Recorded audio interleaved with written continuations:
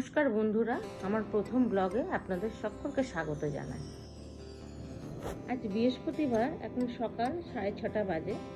আমরা ঘুম থেকে উঠে পড়েছি, আর আমাদের এক ফ্যামিলি মেম্বার দেখুন এখনও ঘুমাচ্ছে।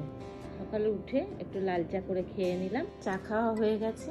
এবার একটু বাসি বিছানাটা ঝেড়ে নিলাম। বিছানাও দেখুন তোলা কমপ্লিট হয়ে গেছে। আমার হাজবেন্ডও সোফার চাদরটা টান টান করে পেতে দিল।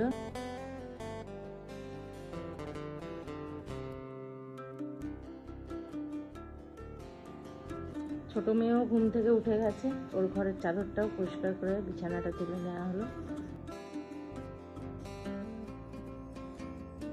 এবার সোজা চলে এসেছি রান্নাঘরে জলখাবার বানাতে। আজ বৃহস্পতিবার, আমরা নিরামিষ খাই, তাই বানাবো আজকে নিরামিষ চাউমিন। চাউমিন বানানো কমপ্লিট, সকলের জলখাবার খাওয়া হয়ে গেছে। এবার চলে এলাম দুপুরে লাঞ্চের জোগাড় করতে। আজকের লাঞ্চে হবে ঢেঁড়স ভাজা, ঝিঙে আলু পোস্ত আর টকের ডাল।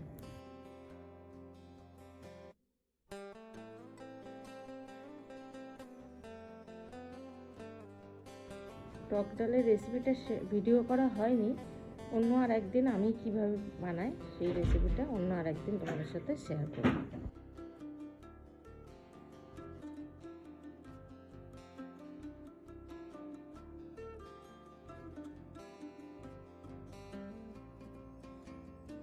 এবার বানাবো ঝিঙে আলু পোস্ত।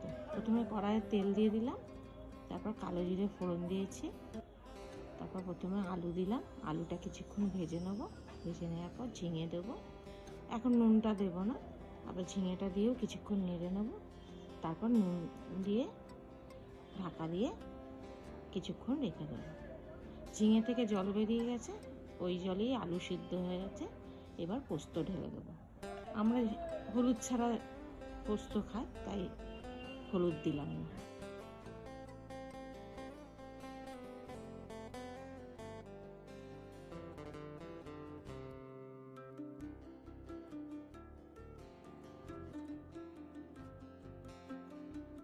লাঞ্চ করা হয়ে গেছে, একটু রেস্টও নিয়ে নিচ্ছি। এখন বিকেল 5টা বাজে, চা খেয়ে নেবো। চা খাওয়া হয়ে গেছে, কেন জানি একটু মিষ্টি মিষ্টি কিছু খাওয়ার ক্রেভিং হচ্ছে, তাই চলে এসেছি আবারও রান্নাঘরে মালপোয়া বানাতে। সুজি, ময়দা, চিনি দিয়ে 8 ঘন্টা আগেই ব্যাটারটা বানিয়ে রেখেছিলাম। এবার মালপোয়াটা ভেজে নিচ্ছি। মালপোয়া বানানো হয়ে গেছে, ওদেরকেও দিয়ে দিলাম খেতে, আমিও খেলাম। আজকের ব্লগটা এই পর্যন্তই।